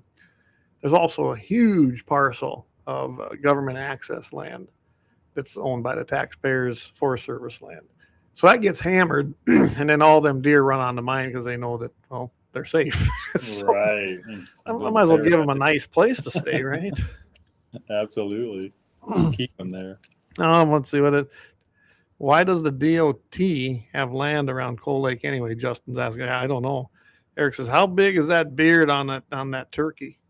That's for you. That's a question for you, Dusty, behind you. 8-9 inches on Moe's. I think we got 10.5, but I'm actually a hook hunter if Eric's a turkey hunter, but okay. I stuck one turkey, had a 3.5 inch beard a few years back, and he's got 1 7/8, almost 2 inch hooks. And I spotted those through my spotting scope 500 yards away, Clay. Wow. Actually, I got the bird mounted. I am a turkey nut for sure, but Dusty's gonna have to come down here, isn't he, Eric, and get some of my tame ones. They get so big here. Remind me, Eric, was that one 26 pounds? Yeah. Jeez, that's a big bird. So there was 2 of them there. Wow, that's a big tom for a wild bird. Well, I've got them. They stick around here, and they go between my place. They sometimes wander south here and go into town, or they go to the creek across. But they're primarily here. Okay. Usually around hunting season, and they get pretty used to us. I mean, really, it was the perfect hunt for both of his kids because they didn't really, go anywhere. They were able to walk out there and get them. So, that's awesome. He said, "Yep, 26 pounds." Yeah. You don't even have to call much, probably. Just kind of sneak up on them and go, boom, you know. So. Yeah, I take a lot of kids out in the spring, you know, for their first or second turkey, and I absolutely love it. Well, I'll have to keep an eye on them, because you're more than welcome to come give it a whirl. I mean, pretty easy to get a turkey tag. I don't think anyone's ever got denied for that. No, that's awesome. Appreciate it. That's one thing. North Dakota's got a lot of birds, a lot of turkeys, pheasants, population. With this easy winter, our birds are unbelievable. So, like right now, and it usually happens around end of November, that group of mine, they leave. And I think they go down into Hay Creek down here, because they don't leave the area. They just move. Yep. But come back spring, they'll be here, and then they start mating up and all that. And then during the summer, I see the hens, not the gobblers so much, and then come back around fall. I don't know. It's just, they come again. It's kind of their pattern. It really is. So yeah, well, they're kind of like deer. They kind of winter up too. You know, they got do. their winter ground. So. But I can tell you, I can get you on some land up on the river north. I mean, that guy wants all them turkey. I think he wants them all dead. Probably a lot of guys are like that. They go out and tear his fields up, something horrible up there. So I know that if you came, we could put you. I can't guarantee you'll see turkey. They're a little wilder up there, but they're there. So yeah, if you need a place to turkey hunt, awesome, appreciate it. If you want a South Dakota tag, I'm sure Corey would let you kill them all too. But that's harder to get a tag down there in Perkins County. That's a draw. Really? So, okay. Yeah. Eric says, "Are you a decoy and call person or a spot and stock?" He says, "I love to decoy and call them. It's so exciting." I'm with their decoy. In fact, I got real amount of decoys, Clay. Tom Menahan, real amount of decoys, and they work so well. They could be outlawed. It's pretty amazing. Entrapment, right? Yeah, that's right. All right, we went all over the place tonight. But tell you what, let's take our big break. We're really doing horrible on breaks tonight. Good thing this is just podcasting, right? That's right. I don't have to right. follow them radio breaks. But let's go ahead and take a quick one. Thank all 4 of our sponsors tonight. And then we'll come back, and I don't know. We got plenty. We can talk turkeys or deer or guns, we can go anywhere, can't we? You bet. That's right. All right. Stay with us here, guys. We'll go and thank some sponsors and pay some bills. We'll be right back.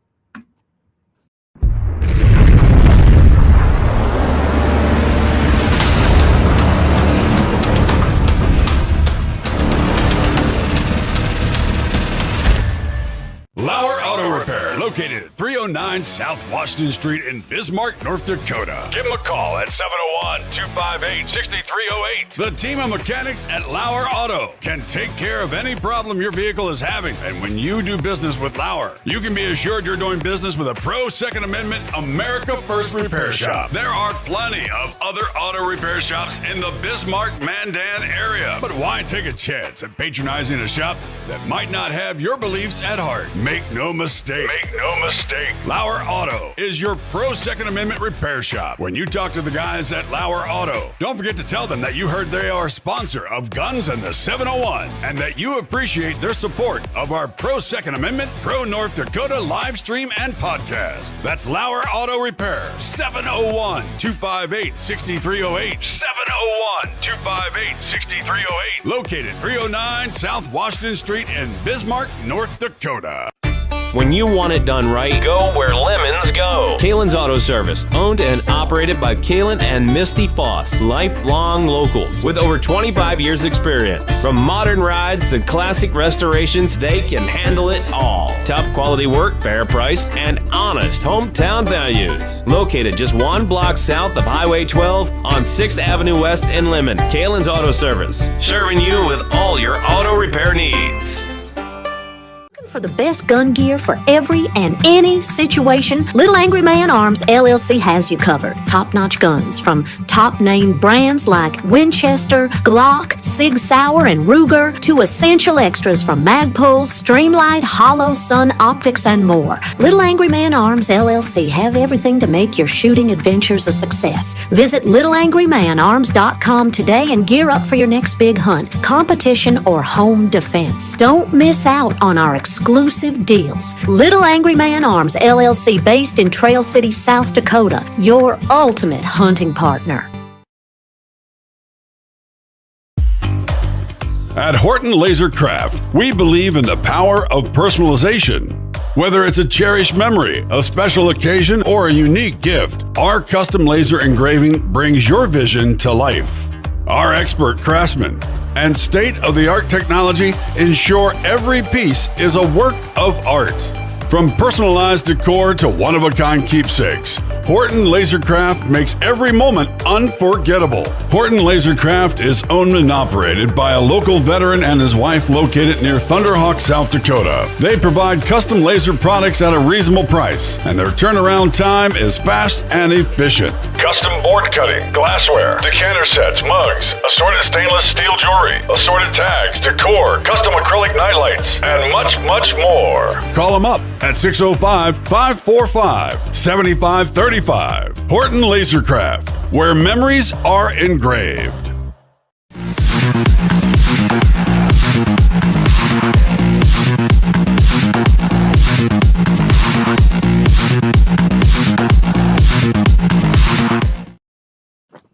And welcome back. And yes, we've been talking about everything here with Dusty Backer. Backer bees. We haven't even talked about bees because I like talking about bees. I know it's been even though I'm allergic to them, it's been a new interest of mine. But Corey says yes. I can comment now. He says, get a tag for South Dakota turkeys. Pretty sure all the neighbors will let you shoot turkeys too. So Awesome, Corey. there are a ton of turkeys down there. It's south of Lemmon down here. So I'm about 20 miles to the east of Lemmon, and then it's about 15, 20 miles down there in that area. So it's not that far. I mean, I'm what? I always say I'm about 100 miles from Bismarck. So okay, yeah, not too bad then. Probably a couple hours from our place. So I mean, appreciate that. So where are you at exactly? Northwest of Bismarck, 30 miles. Northwest. Okay, so it's not too bad. But yeah, I'm right about 100 miles right to my doorstep from like the outskirts of Mandan. Yep. So we're about half hour, so a couple hours from you is all. I mean, it's usually an hour and a half. You can do it in an hour 5 minutes. I found out one time, but anyway. The wife went into labor, so I was hauling butt. I bet. I kind of drive fast anyway, but they're getting kind of crazy on that road anymore. It gets patrolled a lot between Flasher and Mandan. Okay. Pretty constant. So. All right, so I don't know. I know you guys are talking turkeys. I seen that Dan and Justin are talking about up by Falkirk. That sounds like a show to put on Leon's. He covers lots of different stuff. Maybe Dan and you guys and Leon should get together and talk about what's going on with that land. I don't know anything about that. With what they're talking about with the land up there. Yeah, and I know a lot of friends up there that used to even work for the Falkirk mine, but I don't know much about it, I guess. But yeah, no, we got turkeys. I know that they got turkeys down there. I like seeing a few. I mean, at one time I had something like 27, 28 turkeys, which was too many in the yard. Sure. So I let a bunch of people hunt that year. See, management. Take it in your own hands. Yeah, I mean, us evil landowners, they won't let you hunt no matter what. Not true. Not true. Took 10 deer out of here. I see my buddy Kelly was on a little bit earlier here. I imagine he's still on here, but Kelly and his sons, they took some nice deer off of here. My other friend Chavez, he had his kids out here, and they took some does. And we had a good time. We took 10 deer off this place, which that's a lot in a normal year. But then after I started seeing the numbers, and probably could have taken 10 more the way it looked, but that's okay. Wow. Yeah, that's great. Have you heard much about the rest of the part of the state, Clay? I haven't. I don't know how. I mean, I just haven't heard a lot. I know up by that Valley City area where I went ice fishing with my buddy Kelly there. Boy, he wasn't kidding. We saw a few whitetails, but there's nothing left up there. I mean, there truly isn't. You just don't see deer. I mean, you should see deer running around with all the food. Yeah, you should this year, especially. But they got a lot. They've torn out tree rows. You can see that they're farming it. Fence line to fence line. There ain't no fences up there. Road line to road line. I mean, every little bit, even little creek areas. And then where they do leave some stuff, there's just nothing on it.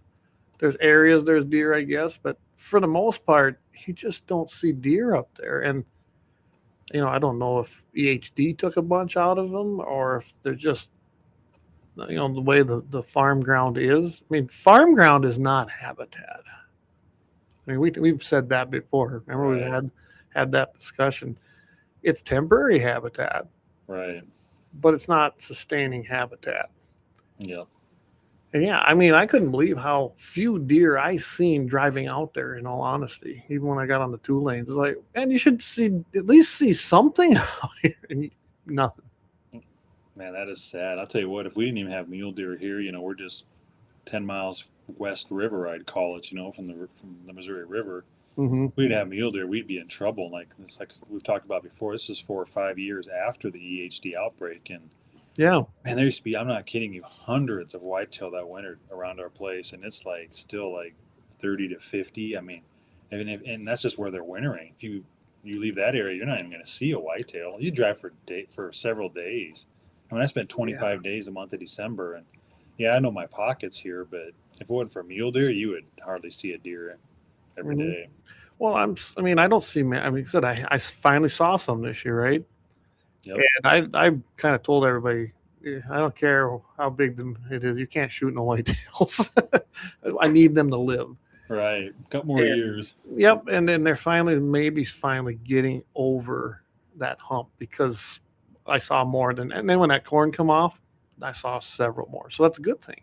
Yep, that is. And I think they're staying here. I've been up there a few times. They're actually up in there. They're staying there. So come on, that's great. I'm glad to see them staying. They didn't just get pushed in. So let's see. Kelly Chase had my buddy there. His friends loaded up 150. Quit counting the starved illegal to feed. So evidently, they're starting to get a few with the weather. They're getting in groups, it looks like to me. Okay. Dan says, we have muleys on our land just west of Falkirk Township. Eric, he says, yeah, they were whitetails too. Eric said, yesterday I saw a group of about 250 deer, and there were probably 50-ish deer that scored 135 or better. 3 bucks together. There were about 155, and it was a crazy sight. So that's good to hear. That's in South Dakota down there. I'm guessing. Okay, I'll say that's a big number, yeah. Matt Sikora, he says, over harvest by the Game and Fish Department on doe tags, specific aligned to trying to get more testing done for CWD and other cases. Yes. And I saw that here. I'm in 3F2, CWD. And I mean, I don't know how many years we've had 1,500 plus doe tags.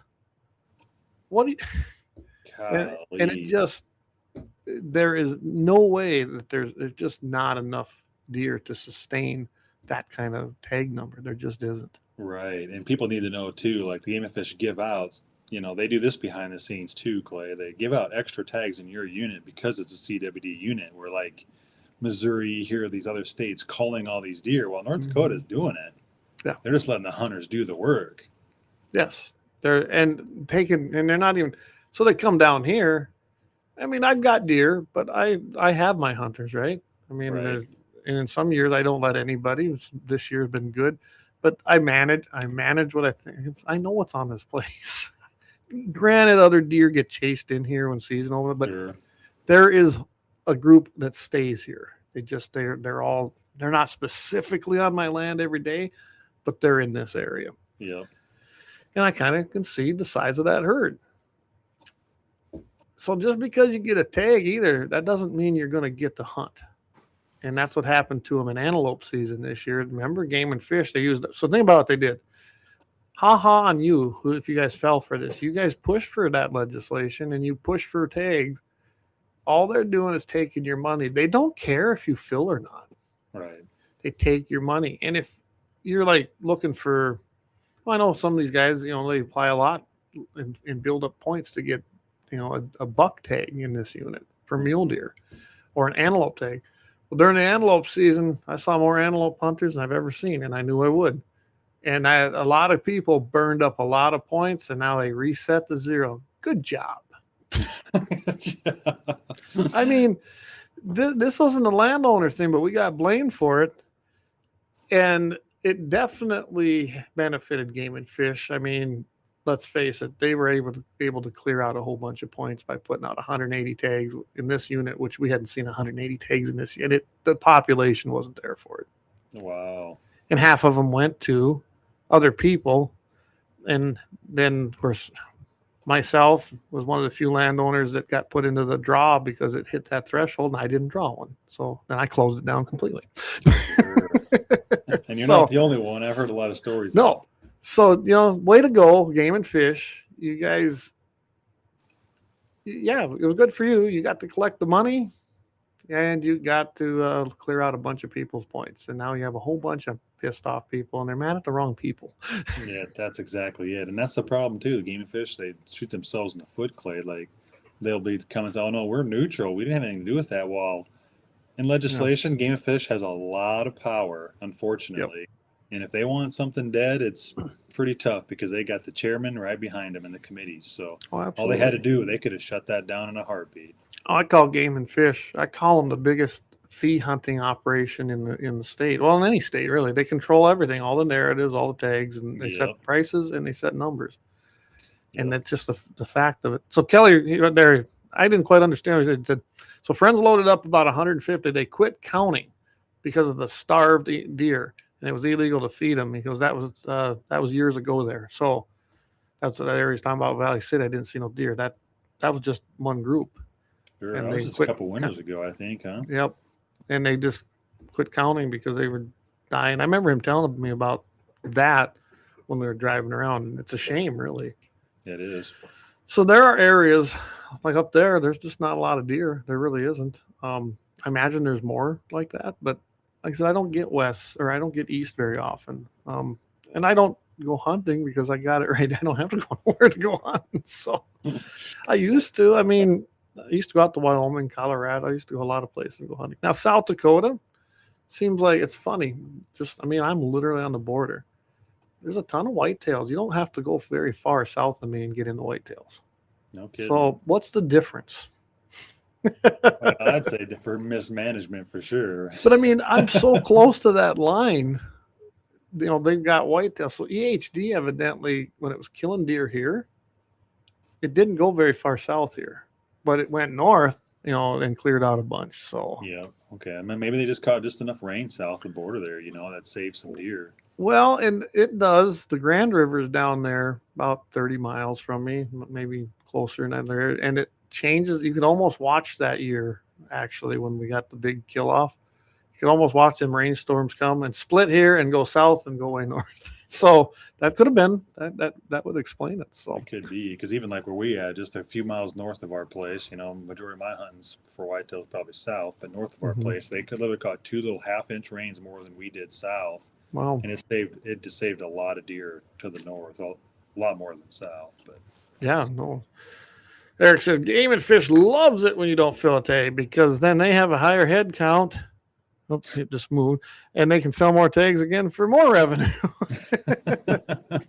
Yeah, I honestly, they always want you to do surveys, but Game and Fish never ask you the right questions. And I would love it if they'd actually work with landowners to get true counts. I know you could get a better count than what they do flying around. Sure, yeah. But they don't even make the attempt. The only time they want to talk to you is if they want something. And it's not something you usually want. So. Right. And you know what? Surveys, after doing our open records request, we'll never fill out another survey again. I don't care if it's a pheasant survey, deer survey, because they use them against us. And absolutely. They were literally going to, they didn't do it, but it was talked about. Maybe I mentioned this before, but they were going to go through our surveys and see who was for baiting and against baiting and reach out to those people who were against baiting. Oh, you mean them random surveys? They're using them against us too. You can make a data say whatever you want it to. And for them to even bring that up, Clay, it's like, no, they never get another survey. I don't blame. And I don't think there's even a law. Some states, they have a law about it. I don't think we do in North Dakota, do we? We don't have to fill them out, do we?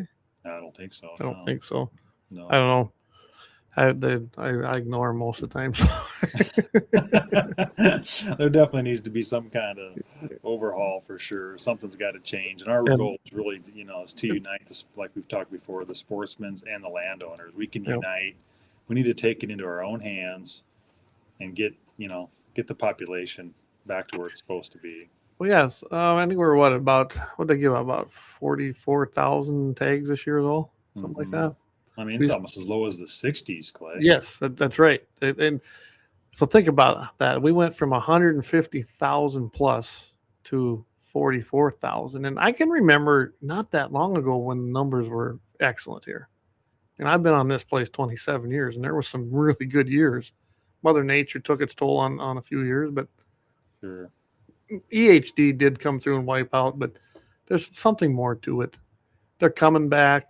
Mule deer have moved in. That's why I don't believe the CWD thing one bit. Is it a real disease? Probably. Is there a prion? No. But definitely not. I mean, I don't know, because what you define it as, but I can tell you this. I've seen more mule deer here than I've ever seen in my life, and I know it's because my whitetails moved out and the mule deer moved in, and they flourished. And I'm okay with that, although I do like hunting whitetails. So I want to have them both, So, all right, get to a few more of these. They've been just coming in here. Great. Yeah, let's see. Yeah, whitetails are scarce near Underwood. That's from Justin. Ryan, Eric. He says, can you buy a bow tag over the counter? Yeah. Oh, and you can buy a bow tag. Yeah, exactly. We've don't even get us started on that about seasons and yeah.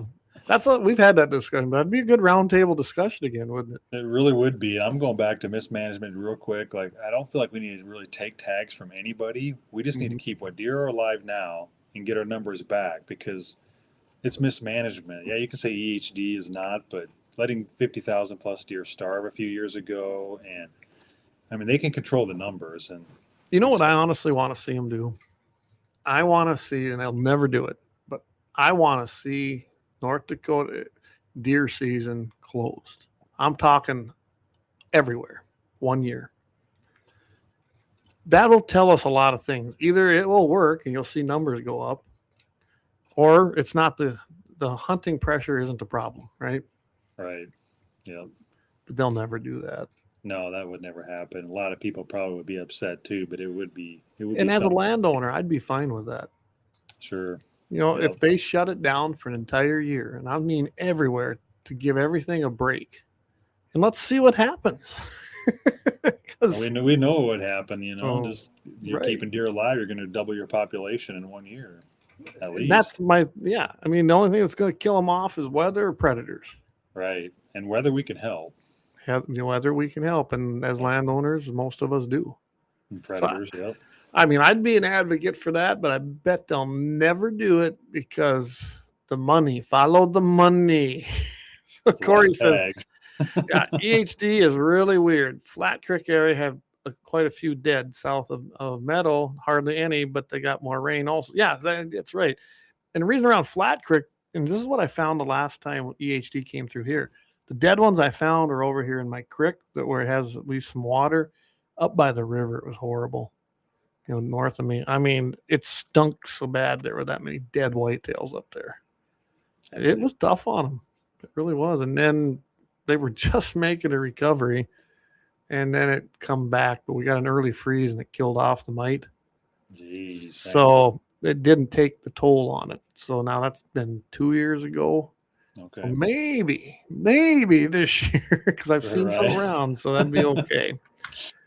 Oh, let's see. He says, oh, yeah. He says, one of my buddies, this is from Eric from Jamestown, is one of the fellas up in the plane that does the head count. Well, Eric, you should ask him, how accurate do they get? Because I really would love to know how efficient and effective that really is, honestly. Well, I know the game official said, if there's quite a bit of snow on the ground, a foot or more, they can get a pretty good count. And, maybe they can because they should know where a lot of the good wintering grounds are, We didn't have a lot of snow last year. No. Either. And we haven't this year, so that's going to make it a little tougher. So, Corey says, I love it when they want to do bird counts because they always call us to come out because we're right on the river. Yeah, be a lot of birds there. Yeah. Really seem to be a bit more hardy. They probably are. I do think that they tend, usually they're in rougher ground. I mean, that's just the nature of a mule deer. And they'll paw more for stuff than take a handout. They truly will. But they're starting to get adapted to taking some of them handouts, it looks like now. I'm not in rough ground here. No, but, it's rolling hills. But it's not tough ground, like say my grandpa's place south back in the day, that's like breaks. And that's where the mule deer were really at. And they're moving up into this area. So maybe they're liking a little easier life too. They can get behind these windbreaks. And when I get done, they'll have plenty of places to be. But that's good. We want to keep them alive too, as many as we can. I think he's right, though. They are pretty hardy. I mean, with all the snow, we hardly ever find dead mule deer. They just, like, I followed one buck, like I've said before, he was 9.5 years old for 6 or 7 years, surviving the winters. He was limping for 2 years, would grow the same rack every year. And I mean, just an awesome deer. 9.5 years old, he grew a rack like he did at 4. I mean, that's an old deer. Yeah, wow. It is. Cool. He still grew a rack, around 170, 173. That's pretty good at that age. Yeah. He was consistent, but he limped, and he might have had a fever from EHD. He had a messed up toe. Oh, wait a second. 3 years. They can't survive that. Don't you know that? That old deer limping for a couple of years. I mean, he should have died of CWD. Yeah. So it's Matt says, better yet, hold the North Dakota deer season from October 15th to the 1st. So, he makes, I've hunted many states where they do not hunt a rut, and their populations are doing great. And big deer too. And big deer. I've never understood. Does it make it easier? Absolutely. It is easier to hunt deer during rut. Way easier. Because they're men, right? So you know where they're going to be. Don't spook the does. You got a better chance. So I would love to see that happen. Not hunting the rut. I don't know if you get that changed. I've advocated for that for a long time. I think that would help a lot. I really do. And that's nothing too with North Dakota. South Dakota always offered, when I was down there, in any deer tag or in any whitetail tag, meaning you could take a buck or a doe. You didn't have to take a buck. And I would love to see that happening in North Dakota. Like my gratis tag, I can shoot whatever I want. And if I don't see a decent buck, and I don't really want any deer meat, I don't shoot anything. If I don't see a good buck, I'll take a nice big fat doe. And I really do do that. Why on earth aren't we having that option with the bucks? Don't just issue a buck tag. Why not make that either in any whitetail or in any mule deer or in any deer? I don't know, just something. Yeah, there's we could go down a lot with that because I know like a lot of other states too, they're like so anti-baiting, because it's hurting their big deer population. And I mean, if you just take ethics out of all of it, what are the deer really on the landscape for? I take it as food. So, I mean, if there's enough bucks to hunt, enough does to hunt, it all goes back to managing the herd for the numbers. Like, yes, I love giant deer, and I call myself a trophy hunter, but at the same time, we live off of deer. We want deer in the freezer, so we're putting deer in the freezer. It's just a different way to look at it to me. It's like the deer are here for food, and if we can't raise big deer, but we have a lot of deer to hunt, that doesn't mean we should try to raise big deer, and have regulations because of that. Yeah, no, I like to hunt the big ones. Yeah, there's no doubt about it. I don't apologize for that, but I will take something just for meat, or if I see a deer and it's a buck, it's a big 3x2, and that's all it's ever going to be. I want it out of the herd. That's management buck. That's right. That is a term. I know people hate that term. Well, it is true. Yeah. There's still one out here that needs. Maybe he died finally, or someone got him, because I did not see him this year, and he is a 3x2, and he's huge. Maybe finally someone got him. We got a couple of those running around here too. That just 6-7 years old. I'm watching 4 or 5 years, and they're just 3x2s, heavy. Yep. Heavy, and it's cool, but I don't want them in the herd. I want them gone. So, well, that brings up a good point, though. I mean, instead of taking tags from somebody, maybe it could shift the season where not as many bucks or deer are getting harvested. Yeah, during rifle season, I mean, I don't know. That's for topic, To talk about. Well, Corey says swollen necks. He goes, I agree on the not hunting rut, and I think that's gaining more support. I'm even talking to people that have been kind of vehemently against it. They're sitting there going, maybe it's something we try. I mean, I look at it this way: we can always switch it back if it don't work, right? Right, exactly. But what we're doing right now does not work, obviously. Right. Yeah. Deer numbers are low, and it ain't just a habitat problem. No, we got tons of habitat here, Clay, and our whitetails are not coming back at all very fast. It's really slow. Yeah, he says, Corey, I'm pretty sure we have more mule deer than around here than whitetail. Yeah, I think you do too, Corey. And they used to have a ton of whitetails around there. So another area where there's more mule deer, to me, seem like they're actually doing very well. It's the whitetails that are struggling. So right, for sure. Well, we're coming up here on 2 hours, and I usually try to keep it at that.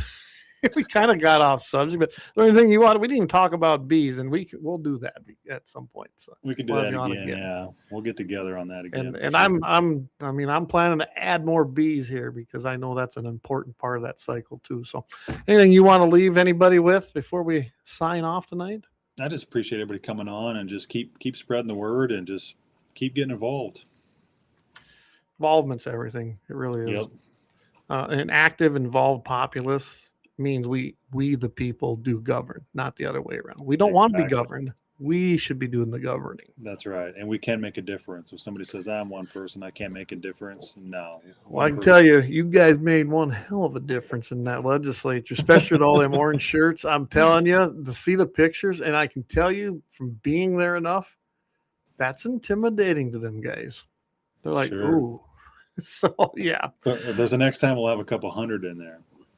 Wouldn't that even be better yet? Absolutely.